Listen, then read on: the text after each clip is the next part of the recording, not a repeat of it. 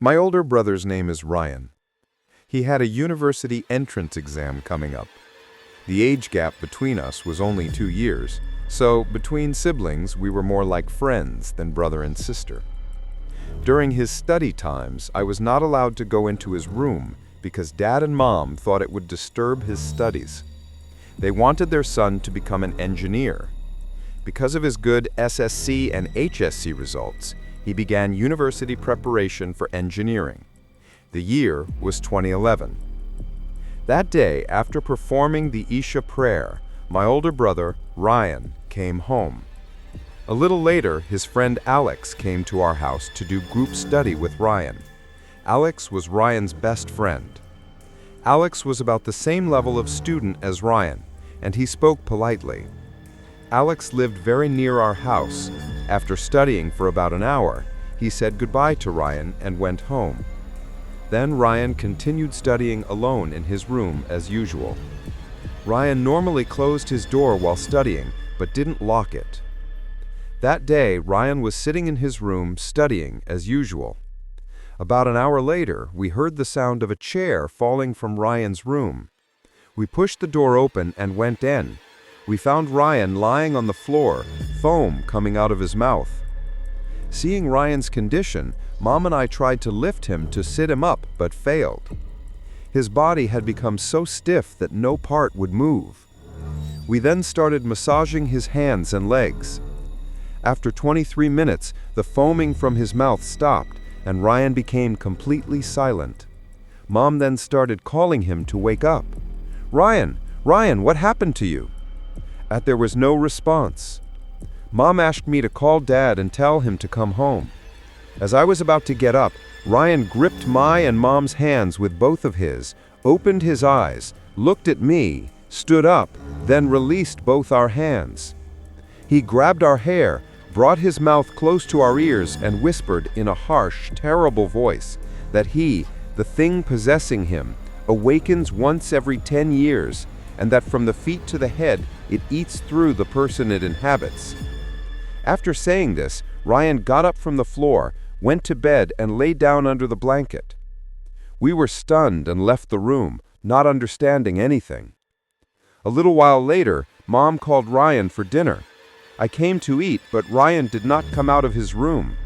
I went to his room and called him. My voice didn't seem to reach him.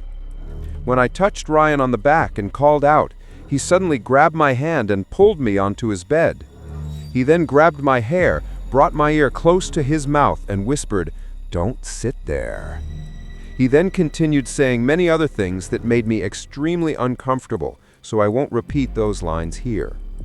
I was frightened and pulled my hand away from him and ran out of his room to tell Mom everything. Hearing me, Mom angrily went with a broom to Ryan's room to strike him, and I followed her. As we entered, when I was about to tell Ryan something he had started to say to Mom, Ryan grabbed Mom's hair, brought her ear close to his mouth, and whispered something. As I leaned closer to hear, I suddenly fainted. When I fell unconscious, Ryan laughed loudly in a terrifying way and said more words directed at me, pointing toward me in a gesture. I went up to Ryan, grabbed his hands, and demanded, "What's wrong with you? Why are you acting like this? What did you say to me? What happened?" Ryan pulled his hand away, lay down on the bed, and again became motionless. Mom splashed water on his face and with great difficulty revived him. When Mom regained consciousness, I asked why she had fainted, but what she told me made no logical sense. Mom said she didn't remember anything. The last thing she remembered was sitting and waiting for Dad to come home so that he could finish his work and return. Dad ran a clothing shop in the city market. He usually came home around or sometimes 12 o'clock or 1 o'clock a.m.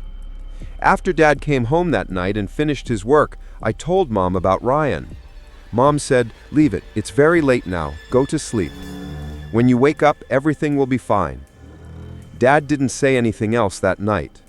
We all slept for the night. The next morning, Ryan walked around the house normally.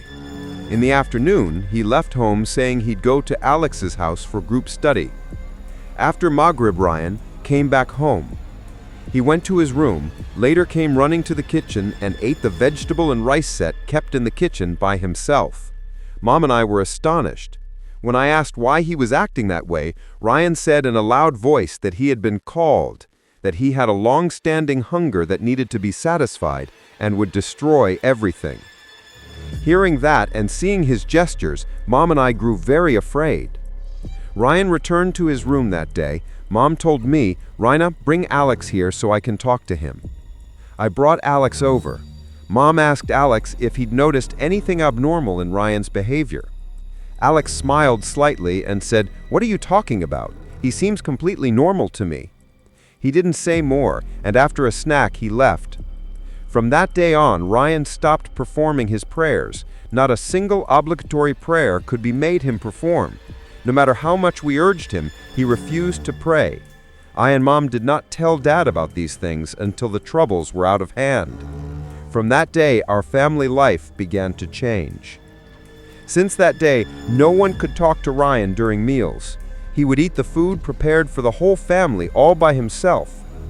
During the daytime, we would sometimes find packs of fish or meat left in the fridge in the dining room. We didn't know who had placed them there or why. When Ryan missed coaching classes, we wondered where he went. Mom and I suspected he might be in a relationship with someone, so he was skipping coaching. One day when he left for coaching, I secretly followed him. I saw Ryan standing near the mosque in front of the coaching center. After some time, an imam came out of the mosque. He didn't look very old. We saw Ryan take a glass of water from him and put a small amulet, talis, into his bag. Then the imam and Ryan together entered the mosque accommodation. We returned home worried, thinking why Ryan would meet with the imam and why he had gone into that house. We walked up to that house and knocked on the door. The imam opened and greeted us. He said, "How are you? Don't be afraid. There is nothing to fear. Your brother Ryan came to me because there is a problem. He's calm when studying, but there are odd things that happen and I'll help." Hearing this, I asked the imam how he knew about Ryan. Smiling, he said, "He came to me and told me everything. Don't worry." We left without saying anything more. That evening, when Ryan came home, we asked why he had been meeting the imam. Ryan then told us in full everything that had been happening to him. Hearing it left us speechless. At this point, I, Raina, will recount Ryan's version of events exactly as he told me because I asked him to repeat it in his own words so I could fully understand what had been happening. Ryan said, "Ever since the HSC results, strange things started happening to me that I cannot explain. Sometimes you ask me, why did you do that day? Or why are you like this today? But believe me, I don't remember any of it. It's as if those parts of my life have vanished. I couldn't concentrate on studying, I couldn't do well in coaching or at home. Alex even forbade me from studying with him. When I tried to tell Alex to come study, he told me to stay away. I'll tell you when all these things started. One day, after leaving coaching, I met a beggar on the street who asked for alms. I gave him a 5-rupee coin, small change, but he said, "No, son, I don't need money. You buy me a chicken and some rice. My children haven't had meat in a long time. Don't worry, giving will bring you blessings." His words touched me and I went to the market with the small money I had. I bought 1 kilo of rice and a little more than a kilo broiler chicken. He was very happy. From his bag, the beggar pulled out a small mirror and gave it to me. When I hesitated, he insisted, "Take it. It will be useful to you." His insistence made me put the mirror into my bag, thinking it wouldn't hurt. That night, there was a knock at my bedroom window.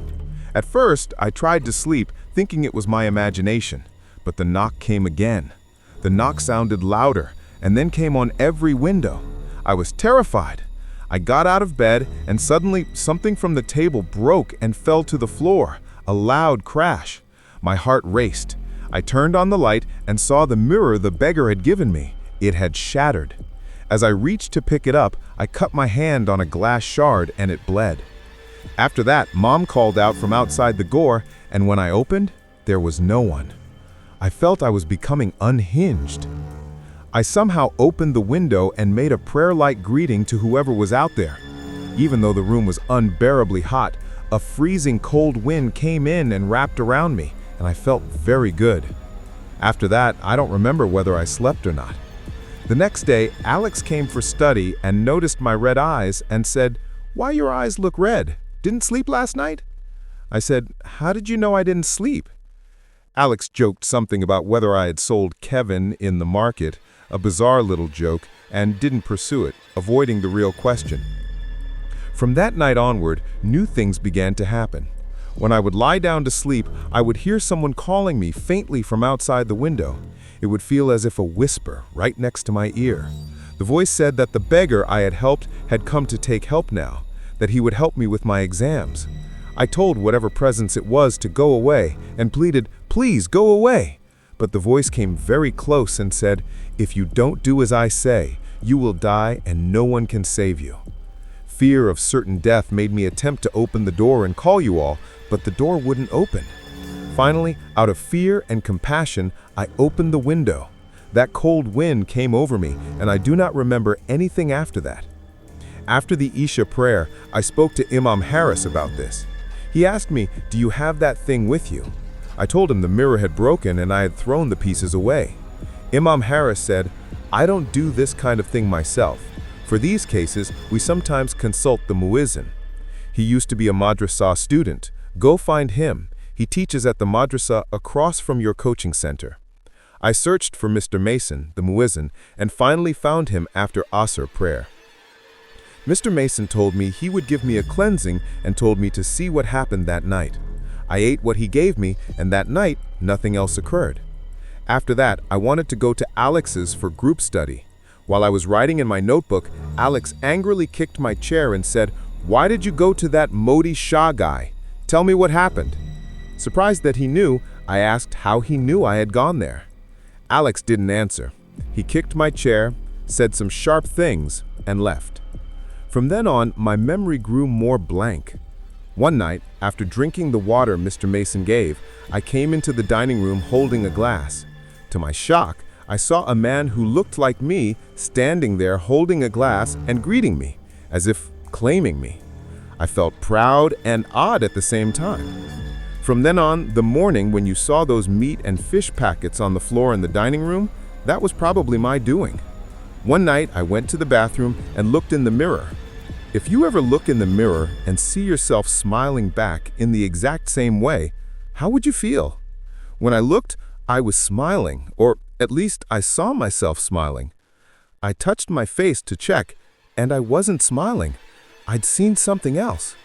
So many things I endured I cannot explain, and whenever I tried to tell you, it always felt like my memory disappeared. After receiving the amulet and water from Mr. Mason, I thought maybe I could speak of these things. But the entity, the demon, kept getting closer and gradually tightened its hold. That is why I stopped doing well in my studies. Days passed without much contact with Alex. One day after Asr prayer, I saw Alex at the mosque. After prayer, he came to me and apologized and said he would come to study that day. He gave me a small chocolate after study. That day, I fell from my chair and foam started coming from my mouth. From that time on, many things happened. My teeth blackened, my mouth developed a terrible stench as if my mouth were dead and rotten.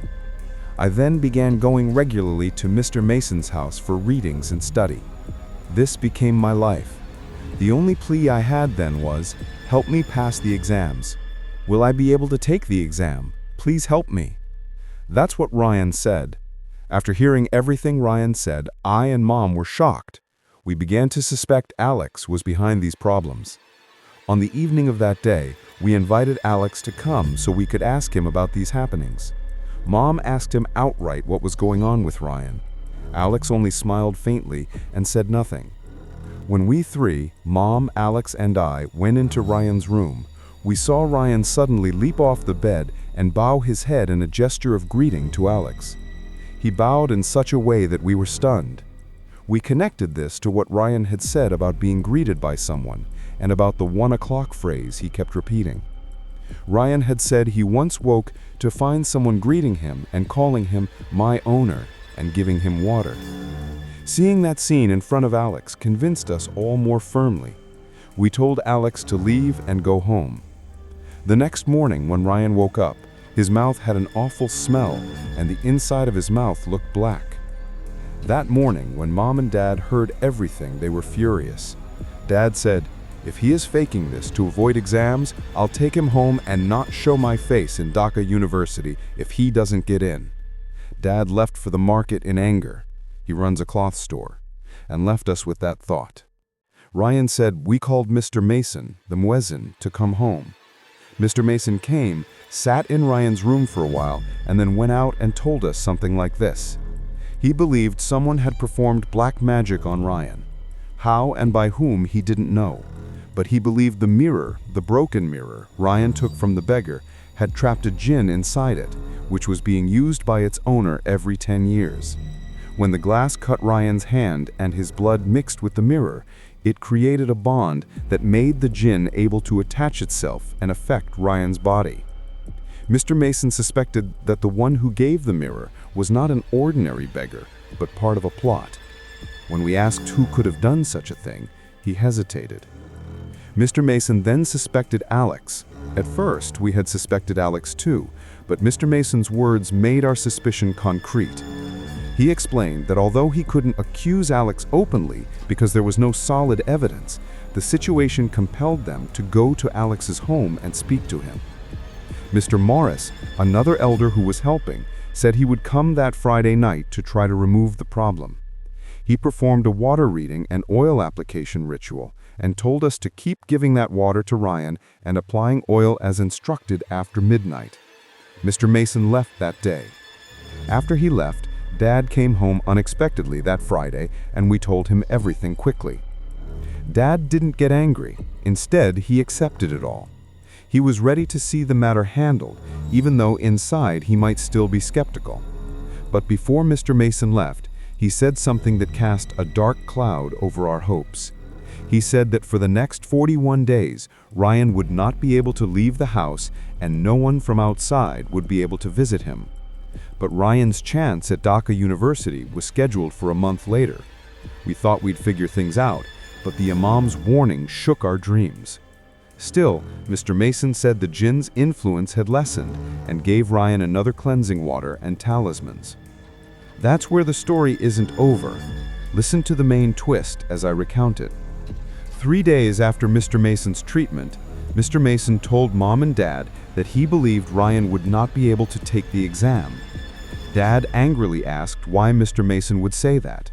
Mom reminded Dad that they had seen a man earlier, that the man Mr. Mason used wasn't actually our mosque's muezzin. Dad said he had never seen the man before and that he wasn't our muezzin. Hearing that, we were amazed and began to wonder who had actually been involved. Dad went to our neighborhood mosque and told the Imam everything.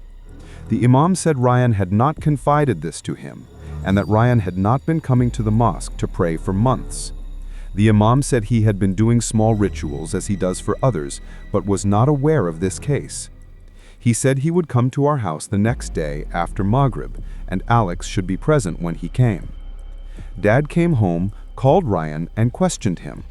Ryan started to respond with altered voice and called Dad by name in a hostile way, saying to Miraj, "How dare you, now answer me." When Dad lifted a sandal to strike Ryan, his face changed and again foam began to come from his mouth.